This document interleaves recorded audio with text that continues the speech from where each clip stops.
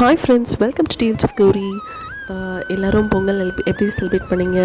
எல்லார் வீட்லேயும் பால் பொங்கிச்சா? ஸோ இது பார்த்திங்கன்னா நம்ம அத்தை வீட்டில் வந்து பொங்கலுக்கு முதல் நாளே போயிட்டு நைட்டு கோலம் எல்லாம் போட்டு எல்லா ஒரு ஒர்க்கும் செஞ்சு முடிச்சுட்டு நைட்டு தூங்குறதுக்கே பார்த்திங்கன்னா 12 மணி ஆயிடுச்சு. திரும்ப அடுத்த நாள் காலையில் ஒரு 5 o'clock கிட்ட தான் நம்ம குளிச்சுட்டு ரெடி ஆகிட்டு பொங்கல் விட ஸ்டார்ட் பண்ணியிருந்தோம்.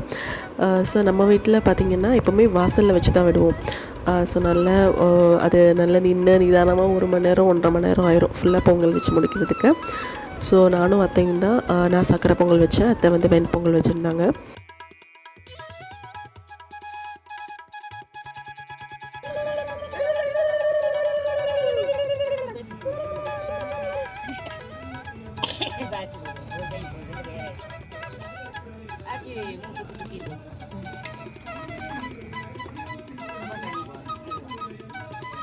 ஸோ முதல்ல பார்த்திங்கன்னா நம்ம தேங்காய் உடைச்சி அதில் ஊற்றிட்டு அதுக்கப்புறம் அரிசி களைஞ்சி தண்ணி ஊற்றுவோம்.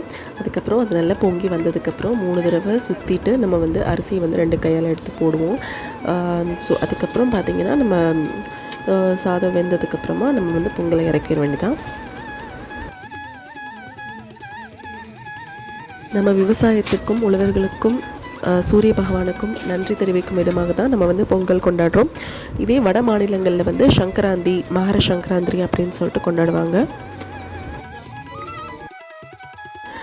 இந்த பொங்கல் வந்து உழைக்கும் உழவர்கள் தங்களோட உழைப்பிற்கு உதவியாக இருக்கும் இயற்கையையும் தனக்கு உதவியாக இருக்கிற கால்நடைகளுக்கும் நன்றி சொல்லும் நாள் தான் வந்து தைப்பொங்கல், மாட்டுப்பொங்கல் எல்லாமே.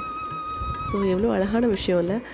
தன்னோட உழைப்புக்கு நமக்கு ஹெல்ப் பண்ணுற பசுக்களுக்கு வந்து ஒரு மரியாதை தெரிவித்து அவங்களுக்காக நம்ம ஒரு இது செலிப்ரேட் பண்ணுறோம் அப்படிங்கிறது ரொம்பவே ஒரு அழகான விஷயம். நம்ம இலையில் பொதுவாகவே பச்சை காய்கறிகள் தான் வந்து வைப்போம். அது போக பழம், வெத்தலை பாக்கு, தேங்காய் இதை வச்சு நம்ம படைச்ச பொங்கலையும் வச்சு நல்லபடியாக சுவாமி கும்பிட்டு முடிச்சாச்சு. ஸோ கும்பிட்டுட்டு அதுக்கப்புறம் பார்த்திங்கன்னா கோயிலுக்கு தான் கிளம்பினோம். எங்கள் அத்தை வீட்டு பக்கத்துலேயே பார்த்திங்கன்னா ஒரு பிள்ளையார் கோயில் இருக்குது. ஸோ அங்கேயே வந்து சிவபெருமான், முருகப்பெருமான் எல்லாருமே இருக்காங்க. அது கூடவே ஒரு பெருமாள் கோயிலும் சேர்ந்துருக்கு. ஸோ நாங்கள் எல்லாருமே ஃபேமிலியாக போயிருந்தோம்.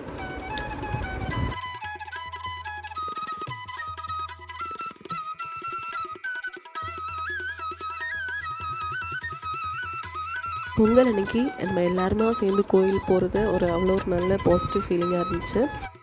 இந்த பொங்கல் நம்ம எல்லாரோட வாழ்க்கையிலையும் இன்பம் பொங்கணும் அப்படின்னு சொல்லிட்டு நான் கடவுளை வேண்டிக்கிறேன். ஸோ உங்கள் எல்லார் வீட்லேயும் பொங்கல் எப்படி செலிப்ரேட் பண்ணிங்க இல்லை அப்படின்னு சொல்லிட்டு கமெண்ட்டில் சொல்லுங்கள்.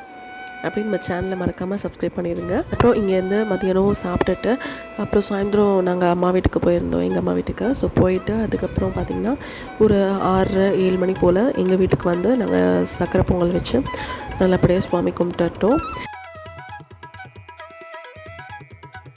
தை பிறந்தா வழி பிறக்கும் அப்படின்னு சொல்லுவாங்க. ஸோ அதே மாதிரி இந்த தை மாதம் நம்மளோட எல்லாரோட வாழ்க்கையிலையுமே நல்ல மாற்றங்களை வந்து ஏற்படுத்தணும். நம்ம குடும்பத்தில் மகிழ்ச்சியாகட்டும், நம்ம தொழிலில் வளர்ச்சி எல்லாமே நமக்கு கிடைக்கணும் அப்படின்னு சொல்லிட்டு நம்ம டீல்ஸ் ஆஃப் கௌரி சப்ஸ்கிரைபர்ஸ் எல்லாருக்காகவும் நான் ப்ரே பண்ணிக்கிறேன். ஸோ அடுத்த வீடியோவில் பார்க்கலாம். பாய்.